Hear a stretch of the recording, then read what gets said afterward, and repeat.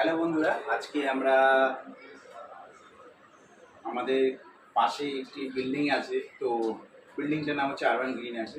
তো আমরা এখানে 3টে এসি ইনস্টলেশন করতে এসেছি। এনার বাড়িতে ওনার ইন্টেরিয়ার কাজ চলছে।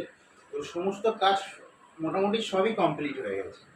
তো 3টে আমরা এসি ইনস্টল করতে এসেছি। তো এসি ইনস্টল করতে এসে তো 3টে মানে টোটাল 5টা রুম আছে, 5টা রুমেই প্রবলেমটা কী হচ্ছে, সর্বোচ্চ হচ্ছে একটা মেশিনের মাপ আছে। যে কোনো মেশিন মোটামুটি 1.5 টনের এসিগুলোতে মোটামুটি হার্ডলি 11 থেকে 12 ইঞ্চি করে হাইট হয়।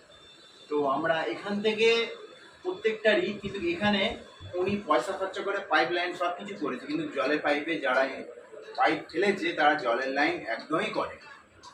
তো এখন এর যে সলিউশনটা, যারা লাগাচ্ছেন, এসি লাগাবেন, যারা ইন্টেরিয়র করছেন, তারা একদম পারফেক্ট লোক দ্বারা, কোম্পানির দ্বারা এই পাইপ লাইনগুলো করাবেন, নাহলে এই প্রবলেমগুলো আপনাদের সাথেও ফেস করতে হবে।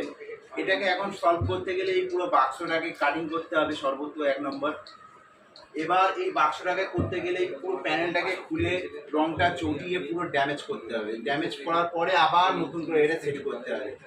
সর্বোচ্চ এখানে এটাকে কাটিং করতে হবে, ওয়ালটা কাটিং করার পরেই এই এসিটা এখানে ইনস্টলেশন হবে।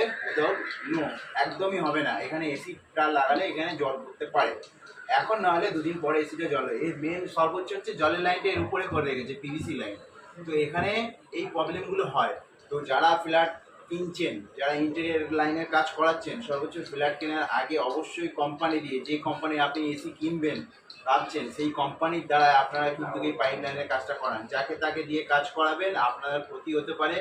কেন, মার্কেটে কম পয়সায় অনেকেই কাজ করে, কিন্তু কোম্পানির আন্ডার দিয়ে যদি কাজ করেন আপনার নো টেনশন, আপনার কোনো টেনশনই থাকবে না। আপনার কোম্পানির লোক আসবে, এসি বসাবে, একবার ছাড়া 10বার আপনি তাকে ডাকবেন, তারা আসবে। আজকে এনার বাড়িতে যারা কাজ করেছে তাদেরকে ফোন করে ডাকছে, তারা একদমই আসছে না। তো গুরুত্বপূর্ণ ভিডিও, এই যে ভিডিওটা আপনাদেরকে শেয়ার করলাম, অবশ্যই দেখুন।